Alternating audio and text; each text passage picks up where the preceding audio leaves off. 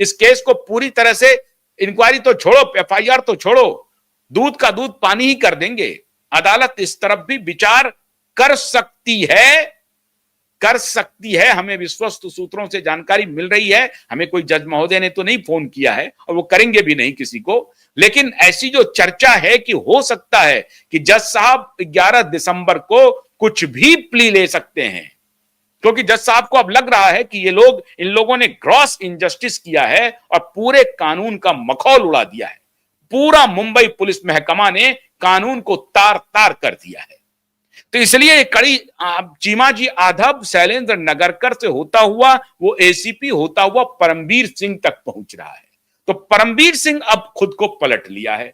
परमवीर सिंह ये मीडिया पर आकर के बयान दे रहे हैं कि हमारे ऊपर तो दबाव था देवेंद्र फडणवीस को जेल भेजने का, हमारे ऊपर तो दबाव था एकनाथ शिंदे को जेल भेजने का। मतलब ये चमचागिरी कर रहा है ये शख्स, देवेंद्र फडणवीस का ये ईगो मसाज कर रहा है, एकनाथ शिंदे का ईगो मसाज कर रहा है, उसका उनके लॉयल बनना चाहता है ये शख्स कि देवेंद्र फडणवीस का जब हम नाम लेंगे और एकनाथ शिंदे जी का नाम लेंगे तो दोनों अभी पावर में हैं, हमारे खिलाफ कुछ नहीं होगा, आपके खिलाफ तो होकर रहेगा, क्योंकि रिट पिटीशन में परमवीर सिंह के नाम है, सचिन वाजे के नाम है और अब वो एसीपी के भी नाम आएंगे। अभी तक तो लोगों को यह पता ही नहीं था कि दिशा सालियान के एक्सीडेंटल डेथ की रिपोर्ट किसी अदालत में कैसे नहीं गई। लोगों को तो यह लग रहा था कि भाई निचली अदालत में गया होगा, निचली अदालत ने उसको मैटर को क्लोज कर दिया है, लेकिन यह निचली अदालत का दरवाजा भी नहीं देखा। यह तो एसीपी के ऑफिसर में, मतलब अपने इंस्पेक्टर महोदय ने जांच किया, इंस्पेक्टर ने एसीपी को रिपोर्ट किया, एसीपी ने फाइल क्लोज कर दिया। कितना सुंदर इन्वेस्टिगेशन हुआ है, कितना ट्रांसपेरेंट मुंबई पुलिस है, कितना न्याय सम्मत मुंबई पुलिस है। और अब इनकी न्याय सम्मत की स्थिति देखिए कि शैलेंद्र नगरकर जैसा निर्लज्ज अधिकारी बार बार अदालत में आकर के तारीख मांग रहा है और कह रहा है कि क्लोज हो गया है क्योंकि हमने एक्सीडेंटल डेथ की जांच की थी, वो केस क्लोज हो गया। अब ये शख्स पैसा खाया है या नहीं खाया है, इसकी जांच भी अदालत करेगी कि आखिर ये शख्स क्यों, क्या बात है कि बार बार इस केस को, जिसमें सिंपल मामला है, एक बेटी के साथ इतनी बड़ी हीनियस क्राइम हुई है, उनके पिता उनके माता न्याय मांग रहे हैं और ये व्यक्ति बढ़कर के कहता कि हाँ अगर आपको लगता है, शंका है तो हम लोग इसकी जांच करते हैं। पुलिस का मतलब ये अदालत तक बात आती ही नहीं, अदालत तक तो बात आती ही नहीं।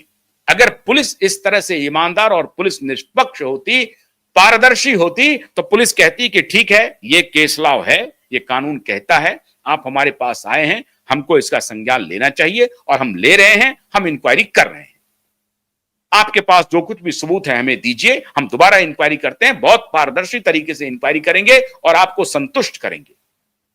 और उसमें अगर एक्सीडेंट माना जाएगा तो हम ये मान लेंगे कि हाँ एक्सीडेंट हुआ है।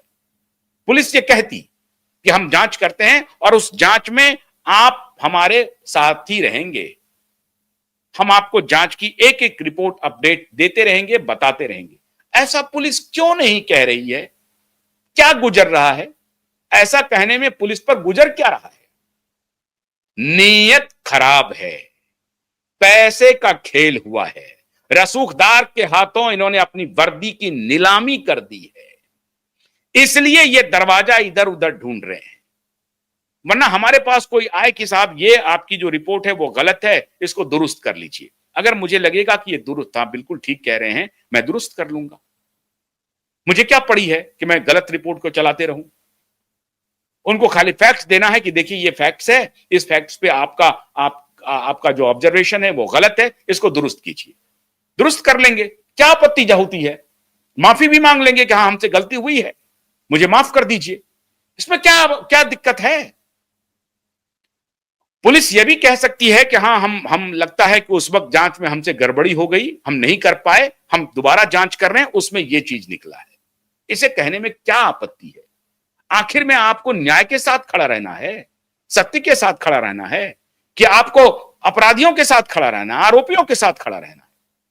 आप आरोपी के साथ खड़े हैं, आप एक असहाय माता पिता के साथ खड़े नहीं हैं। तो अब मुंबई पुलिस का जो सबसे आला ऑफिसर है, जिसके ऊपर गाज गिरने वाली है, और ये दिसंबर जनवरी है। सुशांत की हियरिंग 20 दिसंबर को है और 11 दिसंबर को दिशा की हियरिंग है। तो दिसंबर में खेल होना ही होना है, इनको मालूम है। इसलिए मुंबई में बहुत घबराहट है।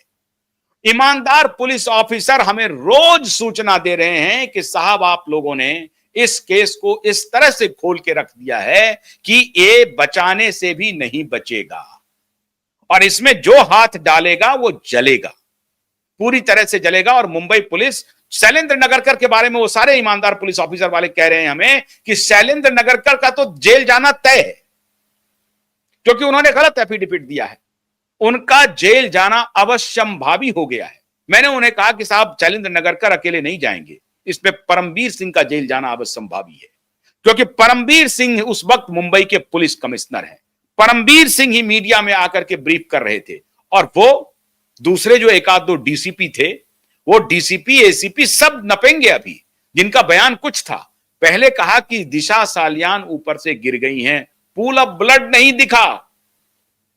दूसरे दिन दिशा के माता पिता वहां जाते हैं, दूसरे दिन कोई सफाई नहीं हो सकती है, दूसरे दिन गए हैं वहां पर, वहां दिशा के माता पिता को एक बूंद ब्लड नहीं मिला, एक बूंद। 12-14 फ्लोर से कोई इंसान नीचे गिरेगा, उसके परखचे उड़ जाएंगे, ब्लड तो छोड़ दीजिए, सफाई करने से भी साफ नहीं होगा। एक बूंद ब्लड नहीं मिला, एक बूंद भी नहीं।